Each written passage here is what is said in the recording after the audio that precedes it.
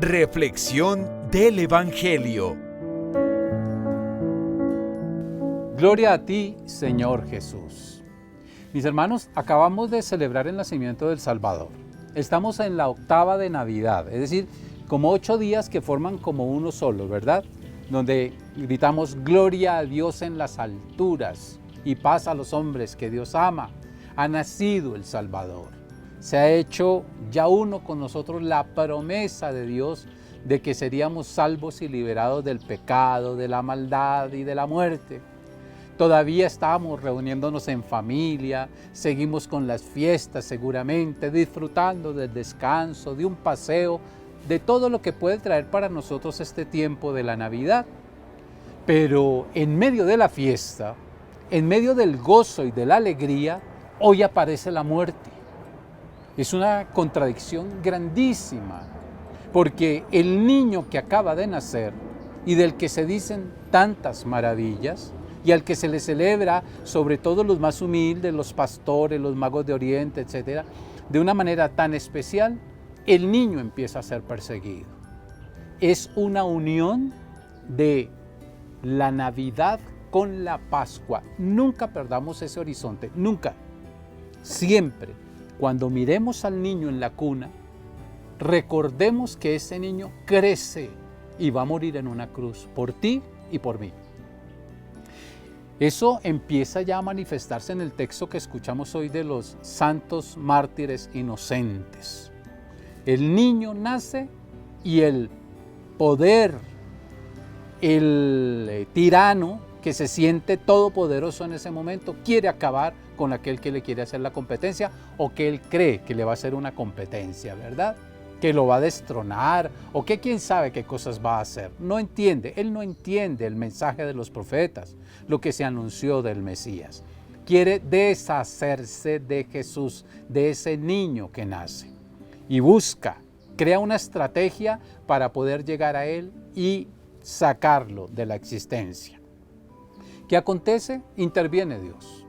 No es tiempo de que el niño muera, tiene que crecer, tiene que formarse, tiene que conocer profundamente a Dios, relacionarse con Él, experimentar todo lo que significa estar pleno de la presencia de su Padre, ¿verdad?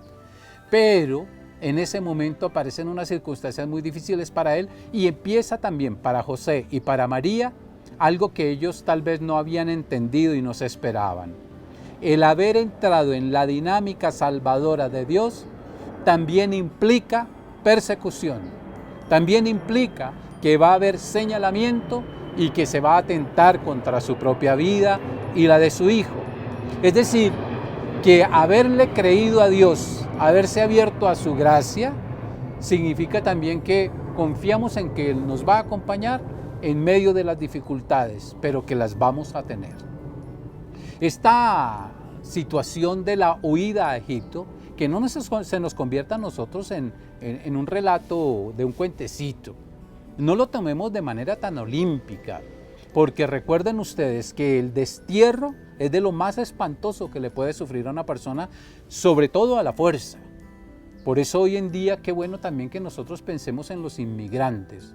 Tal vez nuestros familiares son inmigrantes en otros países, en otras regiones del mundo, y a nuestro país llegan inmigrantes también de otros lugares por la fuerza de las circunstancias, por la violencia, por la pobreza que se vive en sus países.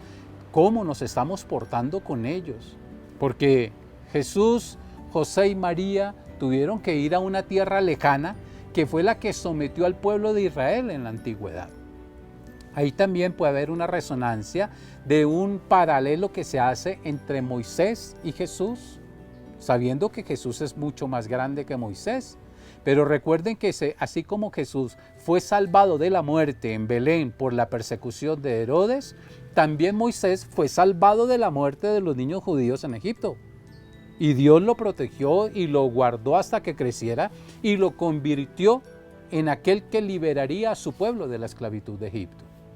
Jesús es liberado de la muerte por Dios su Padre, es llevado a Egipto como un símbolo también que aparece allí en la Sagrada Escritura de la liberación que va a traer Dios y le va a permitir crecer y ahora Jesús va a ser el Mesías, ya un líder total y pleno, no como Moisés, sino que nos liberará no solo de una esclavitud física, sino sobre todo de la esclavitud del pecado. Entonces hay un paralelo interesante también que nos hace allí el evangelista para que nosotros podamos ir entendiendo cómo va construyendo y tejiendo el relato en el evangelio. Ese niño ha nacido, pero ese niño será perseguido, será señalado. Muchos tratarán de sacarlo del medio y lo harán, pero a su tiempo Dios también lo resucitará y lo constituirá en Señor y Salvador para nosotros. Hoy los invito a hacer una reflexión profunda sobre los que sufren, sobre los perseguidos, sobre tantos inocentes del mundo, de tantas formas, no solo los niños, muchos son niños, pero también mujeres, hombres, que mueren a manos de otros o son perseguidos por otros, por el egoísmo, por la maldad, por el deseo de poder. Por tantas personas que claman misericordia, que claman para tener un poco de paz y de justicia y no encuentran eco en nada ni en nadie. Que nosotros, primero con nuestra oración, nos comprometamos a fortalecerlos, pero también que trabajemos para ser los constructores de esa paz, de esa armonía, de esa liberación para tantos que viven hoy perseguidos y en esclavitud. Pidámosle al Señor esa gracia, ser testigos de su amor, que nosotros también, que de tantas formas somos perseguidos por creer en Él, seamos fuertes, creamos en su palabra, nos aferremos a Él, no nos soltemos de su mano, pero no perdamos de vista a aquellos otros que están pasándola peor que nosotros, aquellos que son perseguidos también hoy en día por creer en Jesucristo, por dar testimonio de su amor, de su solidaridad, de su entrega y de su fraternidad. Que toda nuestra vida esté en esa función y en estos días sigamos diciendo: Señor, dame ese corazón navideño, no solo de fiestas, de luces y esas cosas que son maravillosas, sino también de compromiso con los otros, con los demás, con los que más sufren. Y que yo pueda asumir también mi propia cruz, porque sé que eso, Señor, es parte de tu seguimiento.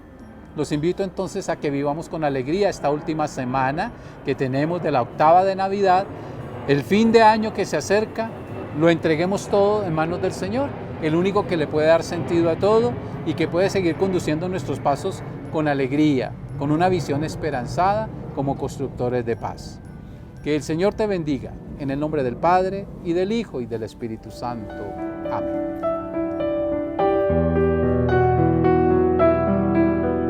Reflexión del Evangelio.